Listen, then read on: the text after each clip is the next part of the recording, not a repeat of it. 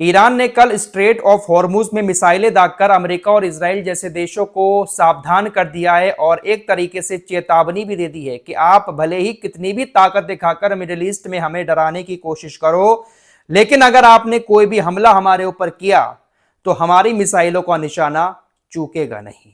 Straight of Hormuz में Iran ने live प्रदर्शन करते हुए मिसाइलें दागी हैं। क्या है पूरा मामला, इस पर डिटेल से बात करेंगे और भी कुछ जरूरी खबरें हैं। वीडियो में आखिर तक बने रहिएगा क्योंकि यहां पर तमाम खबरों को बहुत आसान भाषा में और कम टाइम में आपको बताया जाता है, इसलिए हमारे चैनल को सब्सक्राइब करके हमारे साथ जुड़ भी सकते हैं। दरअसल आपको मालूम ही है कि परमाणु मामले को लेकर अमेरिका और ईरान के बीच टेंशन बढ़ी हुई है। परमाणु मामले पर ईरान और अमेरिका के बीच कई सारे दौर की बातचीत हो चुकी है। कल भी जेनेवा के अंदर बातचीत हुई, हालांकि अभी तक कोई फाइनल डिसीजन नहीं आया है। अमेरिकी अधिकारियों की तरफ से भी कहा गया कि बातचीत अच्छी हुई, उन्होंने भी हमें कुछ दस्तावेज सौंपे, हमने भी अपने कुछ दस्तावेज दिए उन्हें। बातचीत अच्छी रही, लेकिन एक दो हफ्ते में और कुछ बातचीत की जरूरत है, कुछ और बातचीत के दौर होंगे, उसके बाद कुछ हो सकता है। फिलहाल इसी बीच आप तो जानते ही हैं कि अमेरिका ने मिडिल ईस्ट में अपनी ताकत भी बढ़ा दी है। अमेरिका अपनी ताकत बढ़ाकर ईरान को डराना चाहता है। लगातार डोनाल्ड ट्रंप की तरफ से धमकियां भी आ रही हैं कि हम आपके ऊपर हमला कर देंगे अगर आप हमारी शर्तों को नहीं मानेंगे। ये जो टेंशन बढ़ी हुई है, इस टेंशन में आग में घी डालने का काम इजराइल कर रहा है। इजराइल कहता है कि देखिए, अगर अमेरिका हमला हमारे साथ मिलकर नहीं करेगा तो हम अकेले हमला कर देंगे ईरान के ऊपर। मतलब सबसे बड़ी टेंशन की जड़ कोई है तो वो इजराइल ही है। ईरान को किसी भी तरह से ये डराना चाहते हैं, सत्ता परिवर्तन करवाना चाहते हैं, आयतुल्लाह खामेनी को मारना चाहते हैं या फिर उनको जिंदा पकड़ना चाहते हैं। लेकिन ये बूढ़ा शख्स भी इनकी धमकियों से डर नहीं रहा है। कल स्ट्रेट्स ऑफ हॉर्मुज में ईरान की नौसेना ने लाइव मिसाइलें दागी हैं।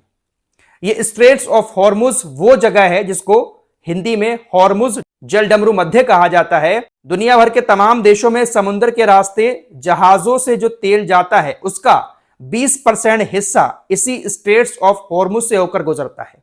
पूरी दुनिया के लिए समुद्र का ये स्ट्रेट्स ऑफ हॉर्मुज बहुत ही अहम हिस्सा है, क्योंकि इसके जरिए दुनिया भर के देशों में तेल की सप्लाई होती है। अगर यह हिस्सा ईरान बंद कर देता है, जो कि ईरान के करीब है और ईरान इस पर कभी भी एक्शन लेकर इसको बंद कर सकता है, अगर ईरान इसको बंद कर देता है तो दुनिया भर के कई सारे देशों में तेल की सप्लाई रुक जाएगी, खासकर यूरोपीय देशों में, क्योंकि यूरोपीय देशों का ज्यादातर तेल इसी स्ट्रेट ऑफ हॉर्मुज से होकर गुजरता है।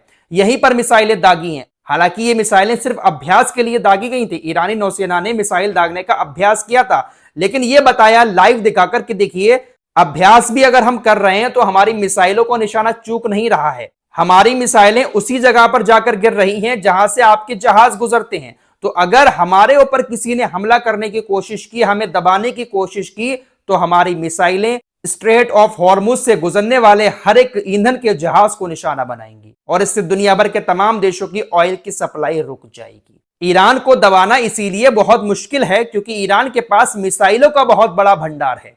एक से बढ़कर एक मिसाइल है। जो खुर्रम शहर 4 मिसाइल है, उसके बारे में तो ऐसा कहा जा रहा है कि बड़े बड़े जो एयर डिफेंस सिस्टम है, चाहे वो पैट्रियट एयर डिफेंस सिस्टम हो, थर्ड एयर डिफेंस सिस्टम हो अमेरिका का, या फिर आयरन डोम इजराइल का, जो भी बड़े बड़े air defence system America Israel ने तैनात किए हुए हैं मिडिल ईस्ट में, उनकी बस की बात नहीं है कि खुर्रम शहर 4 मिसाइल को वो रोक सके। जहां एक तरफ डोनाल्ड ट्रंप कहते हैं कि आयतुल्लाह खामेनी जब लाइव भाषण देते हैं तो मैं उनकी लोकेशन का पता लगाकर उनको पकड़वा सकता हूं या उनके खिलाफ कोई एक्शन ले सकता हूं, वहीं दूसरी तरफ आयतुल्लाह खामेनी इनकी धमकियों से ना डरते हुए बाकायदा इनको डरा रहे हैं। आयतुल्लाह खामेनी ने कल पोस्ट किया ट्विटर एक्स पर और लिखा कि फारस की खाड़ी में अमेरिका ने अपने ये जो बड़े बड़े युद्धपोत तैनात किए हुए हैं, हम इनको समुद्र की गहराई में डुबो देंगे। खामेनी कहते हैं कि डोनाल्ड ट्रंप बहुत सारी धमकियां देते हैं दुनिया भर के देशों को, डरा धमकाकर अपनी सेना की तारीफ करते हैं और अपनी सेना की ताकत दिखाते हैं। लेकिन अगर अमेरिका ने हमारे खिलाफ कोई भी कदम उठाने की कोशिश की, कोई भी हमला करने की कोशिश की, तो ऐसा करारा जवाब दिया जाएगा जिससे अमेरिका और उसकी सेना उभर नहीं पाएगी। बातों पर गौर कीजिएगा, यह बूढ़ा शख्स कैसी कैसी धमकियां दे रहा है। अब अमेरिका को कोई ऐसे ही तो धमकी दे नहीं देगा, कुछ ना कुछ तो इनके पास ऐसा है जिसके बलबूते पर ये अमेरिका को धमकी दे रहे हैं, वरना किसी और देश की बस की बात है कि अमेरिका को धमकी दे दे। लेकिन ये बूढ़ा आदमी अमेरिका को धमकी पे धमकी दिए जाता है। इसी बीच खबर आ रही है कि भारतीय नौसेना ने मुंबई के तट के पास 3 जहाजों को पकड़ा है। ऐसा कहा जा रहा है कि ये 3 जहाज तस्करी करके तेल ले जा रहे थे। मुंबई के तट पर भारतीय नौसेना ने उसको पकड़ा है। इन जहाजों को जब पकड़ा गया तो ऐसी खबरें आई थी कि इनका ताल्लुक ईरान से है, लेकिन फिर ईरान की जो सरकारी ऑयल कंपनी है उसने साफ कह दिया कि ये तेल हमारा नहीं है और ये जो जहाज हैं इनका भी ताल्लुक हमारी कंपनी से नहीं है और ये ईरान के जहाज नहीं है। फिलहाल भारत तस्करी करके जो तेल जा रहा है उसको रोकने की कोशिश कर रहा है। भारत ने अपने समुद्री क्षेत्र में काफी निगरानी बढ़ा दी है और भारत कोई भी इस तरह की गतिविधि समुद्र में अपने नहीं होने देगा। फिलहाल कुल मिलाकर बात यह है कि ईरान और अमेरिका के बीच टेंशन तो है और इस टेंशन की सबसे बड़ी जड़ इजराइल ही है, क्योंकि इजराइल नहीं चाहता कि परमाणु बम ईरान बनाए। अमेरिका धमकाने की कोशिश बहुत ज्यादा कर रहा है लेकिन ईरान डर नहीं रहा है। अब गाजा की बात कर लेते हैं। इजराइल ने हमास को 60 दिन का अल्टीमेटम दिया है कि 60 दिन के अंदर अंदर आप अपने हथियार छोड़कर यहां से निकल जाएं और सरेंडर कर दें। अगर आप ऐसा नहीं करते हैं तो फिर आपके ऊपर हम सख्त कार्रवाई करेंगे और हम ऐसे हमले करेंगे कि आपको हथियार डालना मजबूरी बन जाएगा। आपके पास सिर्फ AK-47 है, इसके अलावा कुछ नहीं है।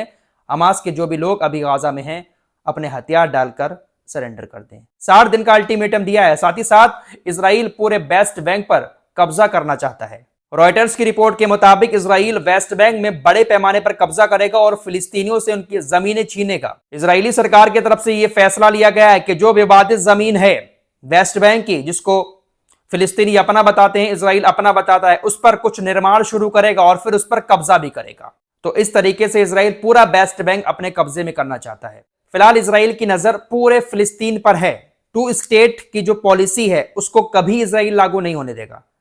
ये जो पूरी दुनिया रोना रोती है ना कि यहां पर जंग चल रही है, यहां पर शांति होनी चाहिए, ये होना चाहिए, वो होना चाहिए, शांति होकर बच रहेगी।